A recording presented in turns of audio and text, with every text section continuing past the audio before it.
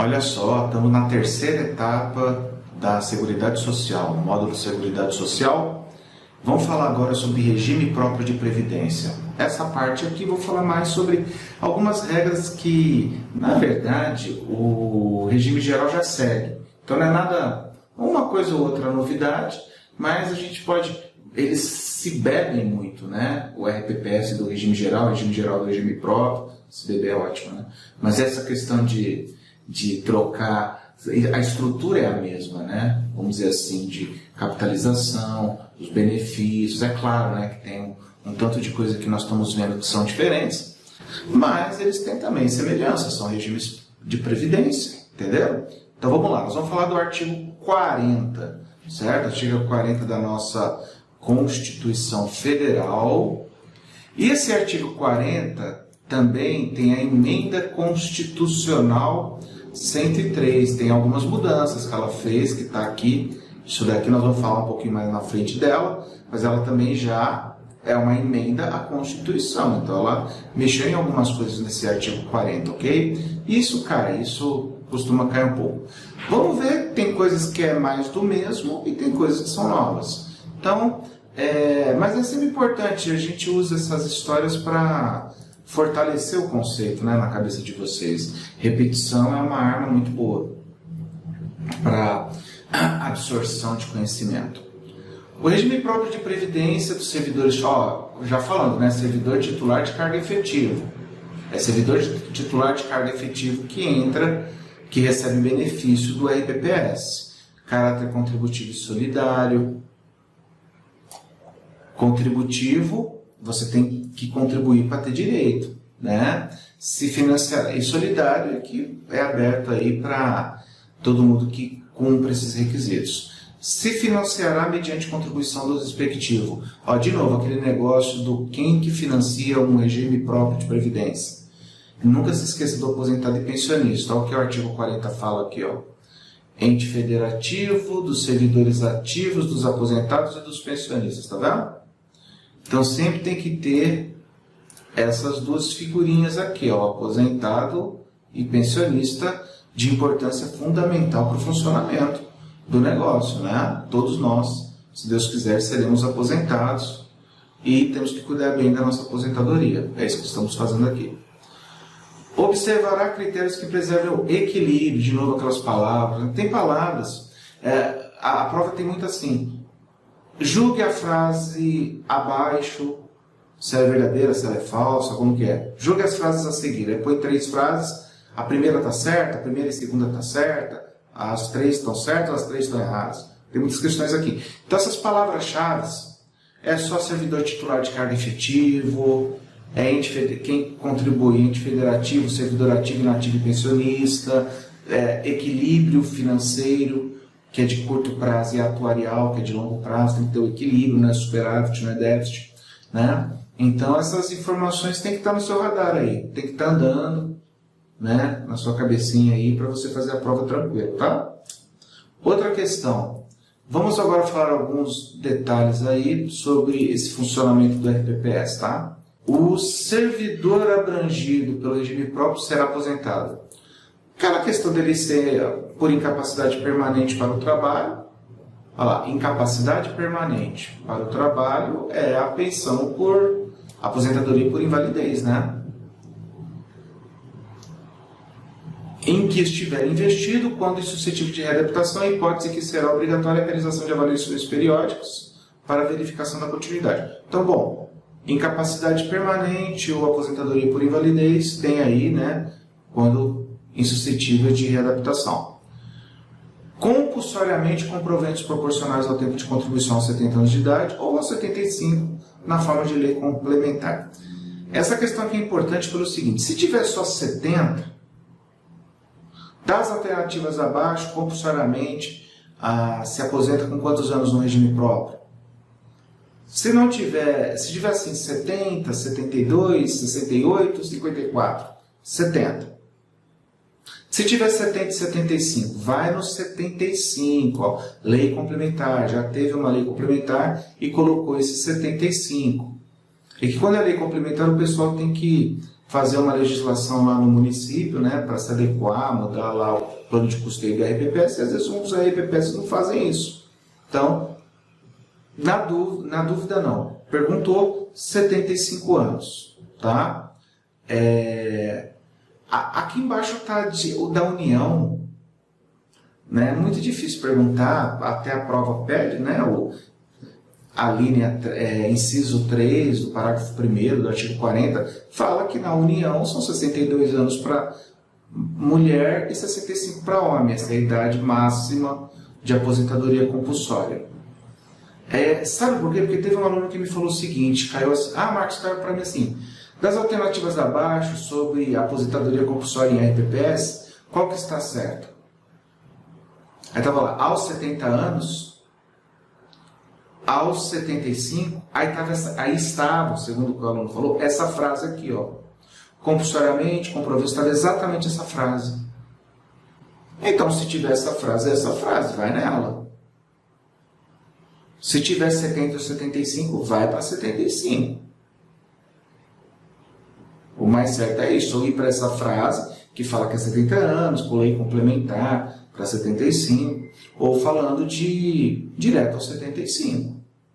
Agora, se só tiver 70, fica no 70, né? Então, você tem que ver ali na hora como que eles perguntam, tá bom? Então, isso daqui tem uma atenção aí. Qual que é o certo, Marcos? 75. 75 seria que é uma geral aí, é 75. Se me perguntar qual que é compulsoriamente na 75.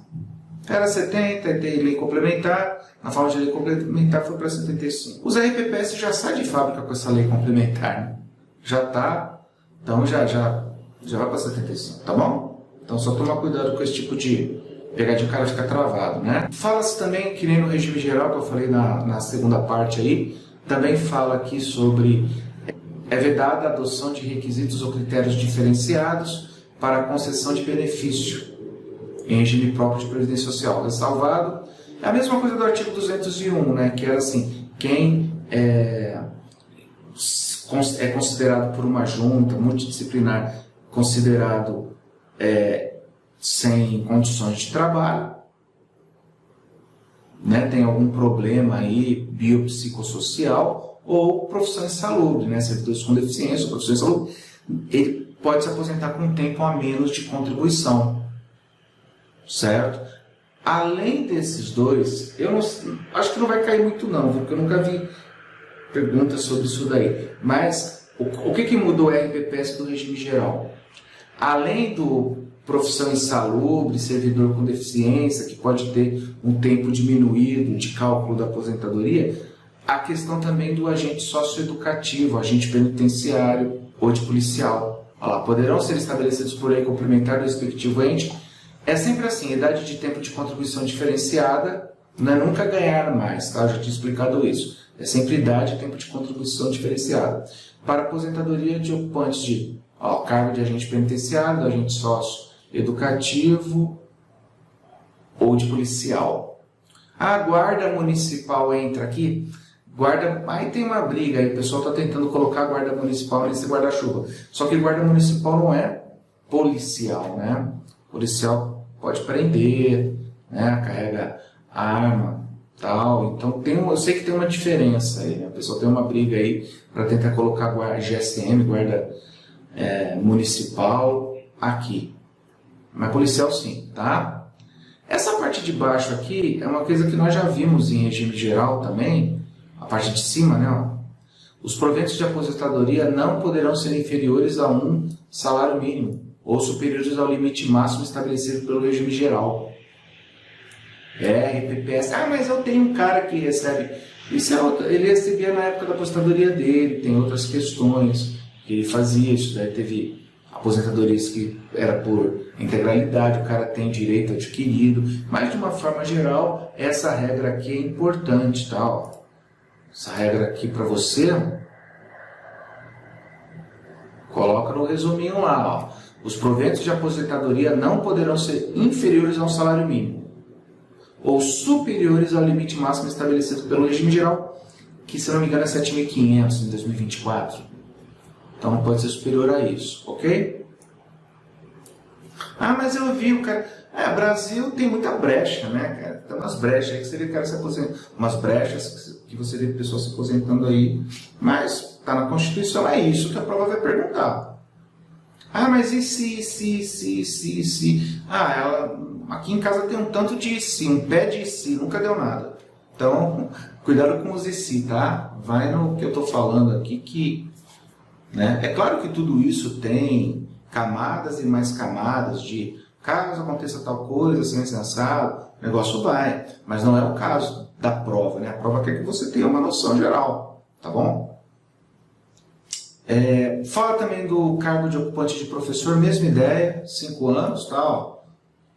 Idade mínima reduzida em 5 anos, só para magistério, nada para ensino superior, tá? De ensino superior não. Médio, ensino médio, o pré, essa parte da criançada aí de 6 até 15, 16, 17 anos, vai, tá? Ensino superior não entra aqui, tá? Não pode ter 2 aposentadorias, que nem a não ser que você seja cargos acumulados, né, cargo de educação, mas fora isso, é proibida a percepção de mais de uma aposentadoria à conta do regime próprio. Tem casos da pessoa se aposentar como professor e depois, ao mesmo tempo, como diretora. A parte da saúde também tem esse tipo de questão, né? Mas ressalvada as aposentadorias decorrentes de cargos acumuláveis, não se recebe 2 aposentadorias de um mesmo regime próprio de previdência social. Ou receber aposentadorias de 2 regimes de previdência, né? Também não pode. Mas está aqui, ó, essa daqui é importante, certo? E outra questão que nós já vimos, né? E o caso do comissionado? Ele entra no regime próprio? Ele vai para o regime geral, gente. Ele pode trabalhar, né? Enfim, como diretor, enfim, trabalhar lá dentro do RPPS, tranquilo. Tem RPPS que no regimento dele, no estatuto, coloca, né? Só vai ser servidor titular de cargo efetivo que vai trabalhar aqui e tal. Mas tem outros que não, tem muita gente aí que trabalha tranquilo. Então, ó, aplica-se ao agente público ocupante exclusivamente de cargo em comissão declarado em lei de livre nomeação e exoneração, inclusive mandato eletivo, né, vereador, tal, emprego público, o regime geral de previdência. Em hipótese alguma, um comissionado, de livre nomeação, exoneração, mandato eletivo, ele recebe do regime próprio. Ele não recebe benefício do regime próprio, ele vai receber do regime geral. Esse pessoal que está trabalhando comissionado é descontado também deles o valor para a previdência, mas é colocado no regime geral, tá? Tem um negócio importante também, que é essa questão de previdência complementar para servidores públicos ocupantes de cargos efetivos. A União, os estados, tá, os municípios instituirão por lei, na dúvida, toda vez que falar vai mudar o plano de custeio, vai mudar qualquer coisa que for mudar, for instituir, é por lei, tá? Então, tá vendo aqui, ó, por lei. De iniciativa do respectivo Poder Executivo. Uma coisa importante é o seguinte, essa previdência complementar, ela não passa pelo regime próprio. O que é a previdência complementar? Você é um servidor público e você ganha acima do teto do INSS, certo? Aí, só que o RPPS vai te deduzir, vai tributar, ele tem um teto para tributar. Aí você pensa assim, poxa, cara, eu estou recebendo 15 mil por mês, só que eu estou recolhendo, estou guardando em cima de 7 mil. A minha aposentadoria vai ser 7 mil, né, que é o teto aí, 7 mil. Eu queria guardar um pouco mais, queria ter um complemento.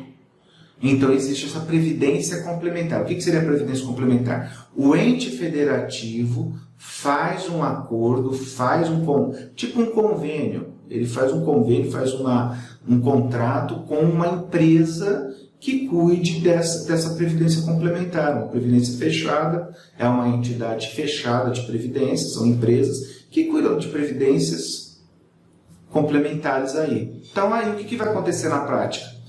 Você ganha lá 15 mil por mês. O que você vai fazer? Você vai pegar essa parte que passa dos 7 mil, você pode chegar e falar, eu quero pôr 14%, 20% desses 7 mil aqui que eu estou pagando a mais, quero colocar nessa previdência complementar para ir guardando, colocando uma reserva lá.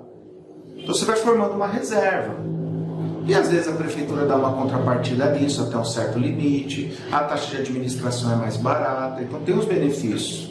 Previdência, interessante, às vezes você coloca tipo R$300 na previdência complementar por mês, a prefeitura vai lá e coloca mais 300, ela é patrocinadora, né? Então é interessante. O RPPS ele já está te descontando lá 14% ao mês para a sua previdência, né, para a sua aposentadoria e tal, tudo. Mas tem essa previdência complementar aí que você pode fazer, certo? Então, ó, o regime de previdência complementar, de que trata o parágrafo 14, oferecerá plano de benefício somente na modalidade contribuição definida, R$100 por mês, 200, 300, e será efetivada por intermédio de entidade fechada ou aberta de previdência complementar. Então, é essa entidade aqui, ó, fechada, que vai fazer um contrato com a prefeitura e vai administrar essa reserva financeira para lá na frente, vai se aposentar, você fala, quanto que eu consegui juntar? Vou me aposentar com 6 salários mínimos, bacana. Além desses 6, tem mais uma reserva lá na previdência complementar que eu fiz com a prefeitura. Juntou os dois, dá um bolo ali para você se aposentar, entendeu? Você só faz se quiser. A previdência complementar, tá? Ó, isso daqui é importante. Somente mediante sua prévia e expressa opção poderá ser aplicado ao servidor que tiver ingressado no serviço público o parágrafo 14 e 15, que é a previdência complementar. Então, não é assim, é obrigado. Cuidado com frases do tipo, é obrigado a pessoa a fazer a previdência complementar se ganha acima de não sei quanto. Não, faz se quiser. O problema é o seguinte, a partir do momento que o servidor queira fazer, tem que estar disponível para ele. Por isso que as prefeituras são forçadas a pelo menos fazer um convênio lá com uma entidade fechada de previdência, certo? Aí ela faz lá o convênio, aí você como servidor quer fazer a previdência complementar, está lá disposto, indisponível para você, tá? O que não pode é você querer guardar algum dinheiro e não tem, vai procurar o banco para fazer. Isso tem que ter, tá bom? Olha lá, somente sua prévia expressa. Esse exercício aqui é interessante. Falam que cai de 1 a 2 questões sobre previdência complementar. Mesmo que tenha pouca adesão, a gente vê aí pelos RPPS, né? Com o amadurecimento e com o achatamento dos benefícios, né? Porque as pessoas estão vivendo mais, então está cada vez mais o atuário falando sobre isso. O pessoal está vivendo mais, a aposentadoria tem que dar uma arrumada aí, né? É matemático, ou você coloca mais, cuida melhor do dinheiro, né? Que é essa história, para juntar uma grana lá e todo mundo se aposentar com tranquilidade, entendeu? Então, isso daqui cada vez mais vai ser interessante, você colocar um valor ali para ter mais uma reserva, ok? Isso daqui é uma coisa que a gente já sabe, né, no parágrafo 18, por isso a gente tem a ilusão com essa frase que o aposentado e pensionista ele é tributado, né, ele é descontado, desconto previdenciário, só de quem ganha acima do teto. Está aqui, ó, incidirá a contribuição sobre os proventos de aposentadorias e pensões concedidas que superem o limite máximo estabelecido para o benefício do regime geral. Mas o ente federativo pode fazer uma lei dele para não ser limite máximo estabelecido acima de 7.500. Ele pode começar a deduzir, a ter o desconto previdenciário a partir de um salário mínimo, 2 salários. Tem várias cidades que já fazem isso, entendeu? Marcos, vai descontar dos aposentados, vai. Qual que é a alíquota? Pode ser uma alíquota menor que a gente? É aí que eu vejo que cai mais na prova, tá? Ó, com um percentual igual estabelecido para os servidores titulares de cargo efetivo. Se for descontado pensionista do aposentado, é o mesmo, a mesma alíquota, ok? Uma outra história que de vez em quando cai na prova é esse negócio de abono de permanência. O que é o abono de permanência? Basicamente é o seguinte, não descontam 14% do seu salário, pode ser mais, mas enfim, desconta 14%, desconto previdenciário lá, a maioria é 14%, certo? Quando você puder se aposentar, já tenho critério de idade, de tempo de contribuição, se eu quiser já posso me aposentar.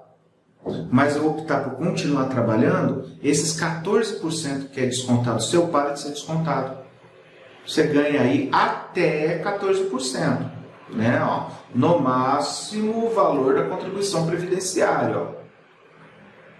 Olha lá, observados os critérios a serem estabelecidos em lei do respectivo ente federal. Está vendo? Sempre em lei.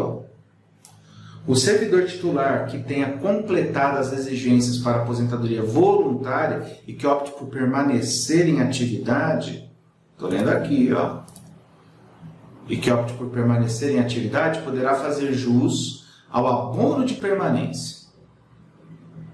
Pode se aposentar, mas quer continuar trabalhando. Ou precisa continuar trabalhando, né, amigão?